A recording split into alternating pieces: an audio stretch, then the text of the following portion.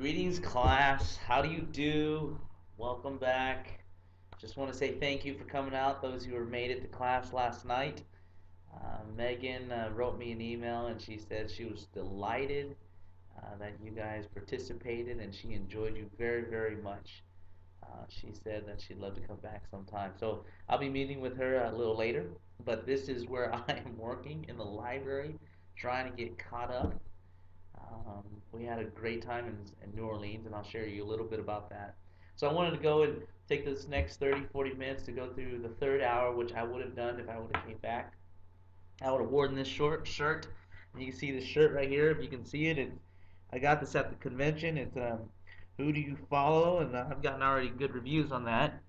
And so I wanted you to know that a lot of cool and exciting things that are happening with the Southern Baptist Convention and especially in the areas of church planting. So those who desire to be part of a church or a new ministry, look me up. I want you to know I'm big on connecting people, and I love to find ways to connect you into different ministries. But let me go ahead and get started with a couple things to get you ready for house cleaning items. It is coming up. We are in week 7. Well, yesterday was week 7, and the next week will be the last time we meet. And I'm kind of sad. I wish these classes lasted a little longer. I'm starting to get a feel for your different personalities, and I hopefully can look forward to seeing you guys in the future. Hopefully sooner than later. But here's some house cleaning items that I want to go over. Hey, feel free to pause this video. Feel free to take some notes down. But last week or yesterday, the assignments that were due were the ministry consultant projects. This was where you were to go and go look at different ministries. Some of you couldn't make it to another ministry, so you asked me if you can just call in and interview. But the idea is to get into a feel, to get an understanding of how that ministry is running. So you probably will need some eyes on the ground. People love to share a story about their ministry, but until you actually get in and kind of look around and see what's going on, you don't you won't be able to evaluate it. Let me go ahead and click on this. From the Blackboard, the Ministry Consultant Project is found in our Blackboard. If you look at learning activities under week 6, it says this is due the Ministry Consultant Project. Using the criteria provided by the instructor, the student will evaluate one age group in the education ministry of a local church. That means any ministry, worship, education, children's, youth, college, small groups, you name it. There's so many different ministries in the church. Identify areas of strength or weaknesses, and specifically how these areas can be improved. Minimum of 3 pages, double space. If the specific age group cannot be evaluated, then a ministry within a local church can be used with prior approval. So it's pretty much open game. Your first project before philosophy of ministry was kind of like the paper where churches list out their core values and their mission statement. But when it comes to actually going in and looking at it, now you're trying to see the what they wrote to actually how they function, the practical aspect of it. So that was how you practice looking at different philosophy of ministries. You had a kind of a firm feel of what it looks like on paper. Now this project is to kind of get your eyes into it. If you haven't finished your project, it's okay. I'm gonna let you have till next week, but you want to make sure that your capstone project doesn't interfere with you. So if you need some more time, I'm okay with it because I wasn't here this week and I want to give you that most ample opportunity. Now, some of you asked us what is a rubric or what should it look like, some guidelines. Go ahead and click on this folder. There are 2 files, a sample and a template. But let me go ahead. I passed this out in class 2 weeks ago when we talked about philosophy of ministries. I'm going to go ahead and open up this template. You can go ahead and download that, but the template looks like this. Let me open the screen up so you can see it. And I'll zoom in. Oops, sorry. Alright. So here, if you look at it, the first page is indicators of success. So this, from a book in the back of one of our Christian education books, there are some key areas that they want to assess. Objectives. So here's some key things. So not everything will have it, and not everything is explicit in the ministry. You have a service area, a time frame. What's the mission? Well, this person wanted to find what was successful for their digital and online technologies of education. Right? Very simple. So they were evaluating the digital or media ministry of the church. They were able to find the mission statement. Again, what is the mission statement? It's the same thing. Hey, why do you exist? What's the purpose? So, if churches don't have it explicitly, that's something you would ask around. Say, hey, why does this ministry exist? What do you do? What are you guys all about? And so that's what's something that would go in your paper.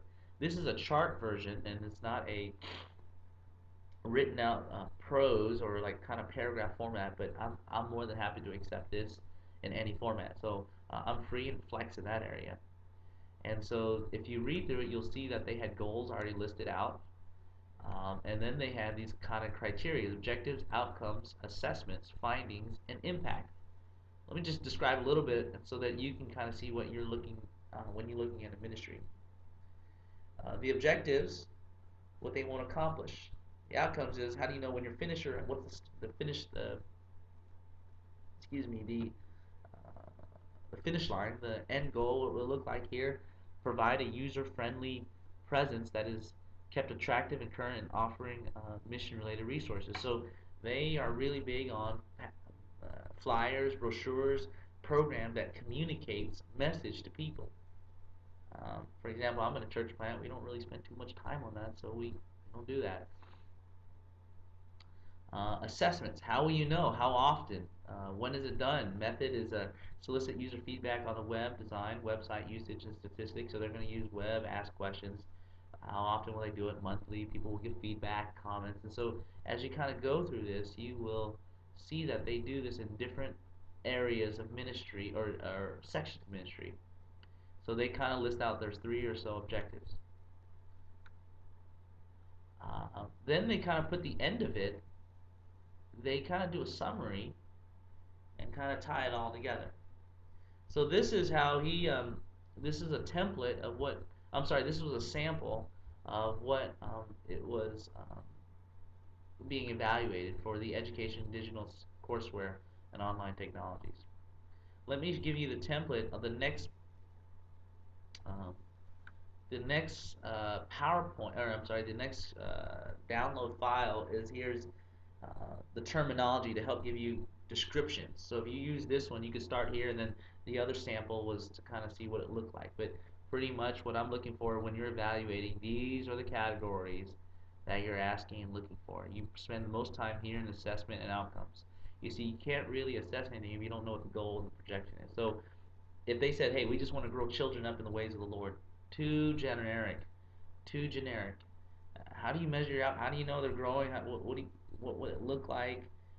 Um, Not everything's numeric. So a children's program might say, like Awana would say, hey, we need them to memorize 50 memory verses by the end of this quarter. Okay, that you can measure that. That might make sense, but that's only one aspect of it. Some would say, we want them to be able to build a habit of prayer.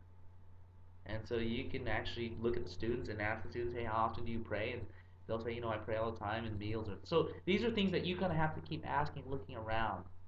But here is a perfect template of what I'm looking for, a guideline. Feel free to ask me questions if you need help. But other than that, I want to continue on with the house cleaning part. By now, you should be finishing your book, complete the journal, main claims due week 8. So the following week, not next week 7, but week 8, you want to be able to finish this and send in your complete journals. If you need more time, like I said, go ahead and ask me about the ministry consultant project. I'll go ahead and I won't be grading that till next week anyways. Capstone. Let me talk about the capstone project. This is your final. We talked about giving you more time, and I will, but I can't give too much time because week 8 is next Thursday, but really I have to have all grades done by Sunday. And so I can give you a little more time, but you don't want to do that. I was trying to do that to protect you for those who are continuing in further studies so you don't overlap too much. But here's going back to learning activities. Go to week 8, or I'm sorry, week 7. Go back. Week 7. What's due? Well, you've learned a lot this semester, and I want you to, again, choose one of the following to demonstrate your expertise in this course. Give you 3 options, and these options are really, again, open, but I want it practical. Always practical. Option 1 is prepare another workshop, just like you did, the lesson plan. I want a full written lesson plan because, you can't just send me a PowerPoint. I won't be able to grade you because you're not presenting. But a full lesson plan is pretty much manuscripted out of what you're going to say. Pretty much a very extensive outline. You don't want to just give me one word, two. You want to give me full sentences or maybe a paragraph of what you're going to say or thinking about saying. Feel free to use any content-based workshop, and you've seen plenty of examples throughout the semester. And that love you to continue writing another one. You can synthesize a 5-page paper presenting your theological or philosophical position of Christian education. Remember our first paper we wrote in week 1? Now I want a full 5-page paper of what you see, what you've read, and all the things you've done. And so some of you like to write papers, and I would love a 5-page paper presenting your theological standing and what Christian education is for the church, and kind of dialogue that out. Finally, option 3 is create a ministry resource tool guide for a ministry field. Last time we asked you to list 5 sites of philosophy of Christian education. Well, this time I gave you a download sample of a youth site. I want you to look through it, and pretty much we're looking for resources, people in the ministries. It's almost like your white paper, but really we're looking for blogs, and websites, not software, not applications, but things that we can use for future references. One of the things I like to do is give people a bibliography. If you notice, some of our speakers, like Megan or Timothy Howe, gave you a list of books to read or consider in the future, and I think those are very helpful. So if you're in your church, in your areas in worship, or you've been wanting to read up on more things, list some of the top Christian blogs out there. Let's say it's counseling. What counseling sites nearby, what counseling centers nearby can help me at a church who doesn't have a counselor for family therapy or for child abuse? These are things I want you to think outside the box, and what I'm looking for is top 5 sites with 1 to 2 sentence description of these sites. And it could be copy and paste, but you're kind of creating categories, and I kind of listed some categories there. And that would be your capstone project options, and of course I'm always feel free to add more, but this is what I'm grading on, and I've listed those 3 options for you to think through. Hopefully you've enjoyed your time with Megan, and I wanted to give you some updates on the conference. Had a delightful time. Want to go show you some pictures and things like that. If you want, you can always friend me on Facebook. It's me Fat Doggy is my name. That's a nickname when I was in college, and the reason why is when you look at me, I'm kind of a fat doggy. If you want to kind of look at it, I blogged a lot on the places we ate. K-Paul was one of our favorite restaurants, and you can feel free to read, look at the pictures and whatnot. I've also had an opportunity to pray with other church planners, to speak to other church planners, but when I was there, I was able to present, where was it? Here, to the SBC convention, along with an executive report to everybody in the, it's not loading up, here's backstage of where I was at. They're loading up the live script, and so I don't have access to it. But if you wanted to read the report, you can go ahead and click right here, and I posted on my blog the report of what it looks like and what I said to it. So feel free to go ahead and take a chance, look through it, and it was something that we try to contribute always to our denomination. And if you need makeup opportunities, I think find me. Feel free to find me. Some of you have emailed me. If you missed more than 2 days of class, you need to do makeup. Otherwise, that's 10% of your grade.